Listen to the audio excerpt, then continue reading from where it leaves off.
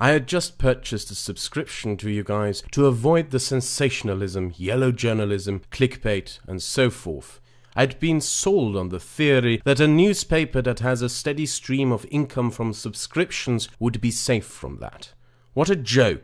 Your original piece on Pewdiepie is a hit piece. He's not a Nazi or racist. It's hilarious that you think people aren't going to check. For crying out loud, one of these jokes you referenced was meant to poke fun at journalists taking quotes out of context, and you took it out of context with no sense of irony. So I'm cancelling. To the writers, we're tired of moral busybodies policing the internet. The internet was meant to be a place of freedom, and you're choking it. You're also the reason I'm now subscribed to Pewdiepie. You don't understand the social media bans and demonetizing? They tell us who the interesting people are. Even calling you moral busybodies is being too kind. There's nothing moral about smearing a man. At first glance, this might look to all of you like an absolute and certain victory. Three little piggies go out there, make some shit up, and try to run with their lies as if they were facts. Then the three little piggies go and hide like the cowards that they are as the entire fucking internet comes after them. This little piggy will end up working for McDonald's. This little piggy will end up cleaning shit from toilets. And this little piggy will end up sucking trucker dick for meth. Or at least that's how the story should end in a just world, where a bunch of lazy fucks who call themselves journalists make shit up out of thin air to then publish as if they were undeniable fact. However, the comment I quoted for you at the beginning is special in that it was deleted from the slimy article these people lied together. And that is really the most important thing that you need to know about the people spreading this slanderous crap. They don't give a shit. They don't care that you caught them lying. They don't care that the world's largest online community knows they are lying, and they don't care that the internet is calling them out. You are not dealing with some idiots here who got caught lying and now have to shrivel together like a cock in the Arctic to pathetically quivel up some apology, because in their minds, these people are right, no matter how much reality disagrees with them. You're dealing with a closed mind here. People who have come to the conclusion prior to making any investigation or inquiry into a matter that they have made a judgment of. Even though you would expect a journalist to do those very fucking things. And their behavior on the internet has so far underlined that fact.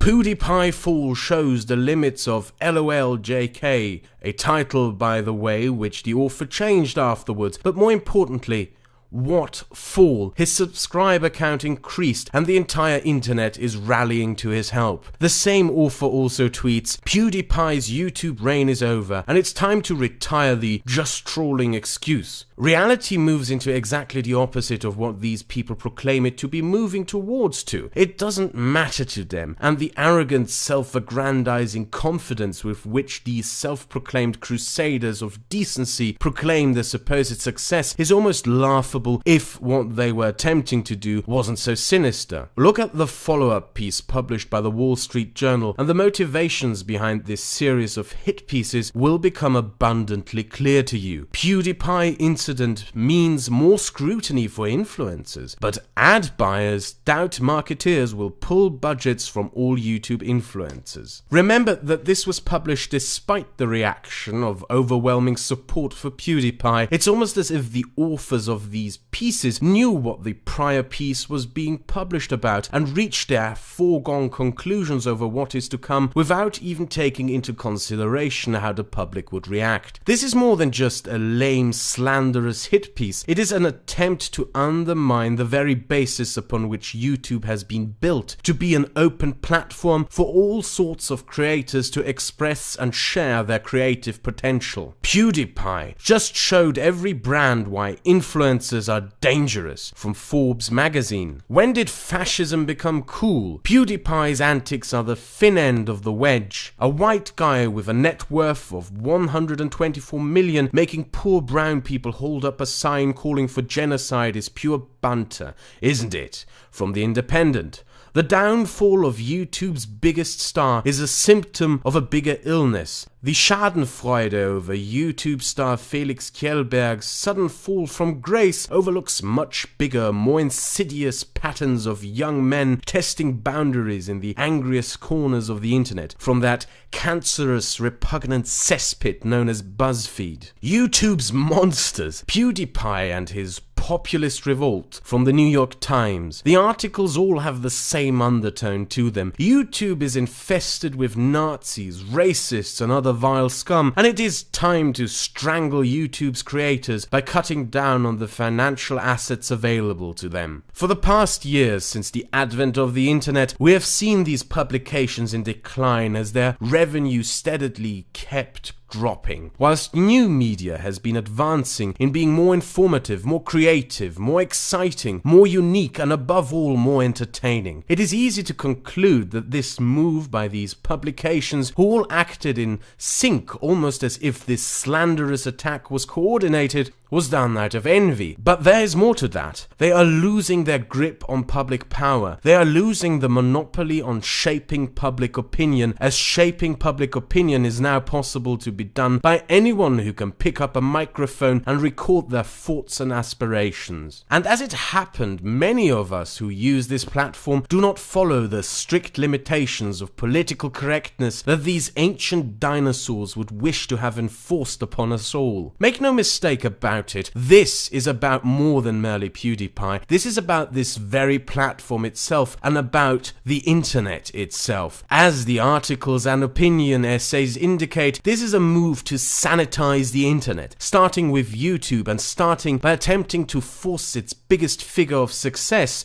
to his knees. Think of every channel you enjoy on this platform, the entertainers, the comedians, the educators, the artists, the provocateurs, the commentators, the scholars. Think of every person on this channel who you have ever watched and enjoyed. All of this is to be replaced with the glorious vision of YouTube that these people wish upon us. 24/7 BuzzFeed questions stereotype A has for stereotype B nonsense, squeaking gibberish lectures on how you are not allowed to have fun and childly friendly cuddly crap. A sanitized YouTube with no controversy, no boundary breaking creativity and expression, just pure monotonous boredom forever and ever. Not because it sells, but because the self-proclaimed prophets of decency proclaim that it sells and should be sold in the name of decency, and because Ratty McWeaselface thinks it's good.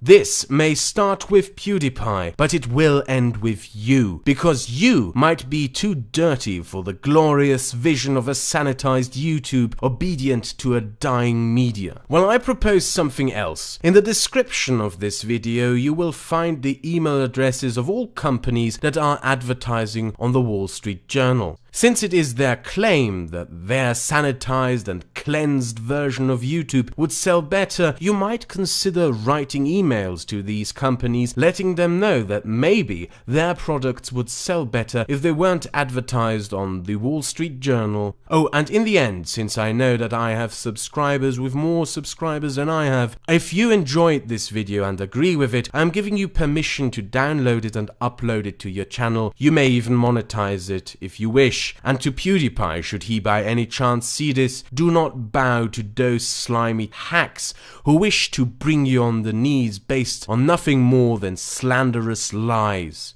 Have a nice day.